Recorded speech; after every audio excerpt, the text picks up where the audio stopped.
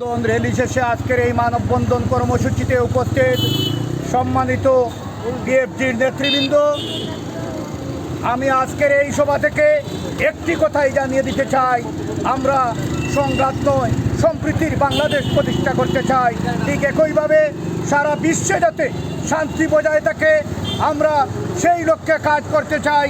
আমাদের এই বিশ্বনাথ একটি শান্তির শহর, এখানে আমরা বিভিন্ন ধর্মের বিভিন্ন গোষ্ঠীর লোক বসবাস করি, আমরা শান্তির মধ্যে বসবাস করতে চাই। হিন্দু ধর্মীয় শারদীয় দুর্গোৎসব 28 তারিখ থেকে শুরু হতে যাচ্ছে। আমরা চাই তারা যাতে তাদের ধর্ম শান্তিপূর্ণভাবে পালন করতে পারে।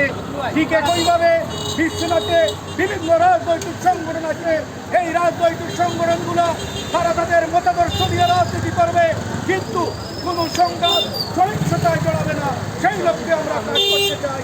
আমরা একটি শান্তির বাংলাদেশ প্রতিষ্ঠিত করতে চাই, শান্তি সম্প্রীতির বিশ্বনাথ প্রতিষ্ঠিত করতে চাই।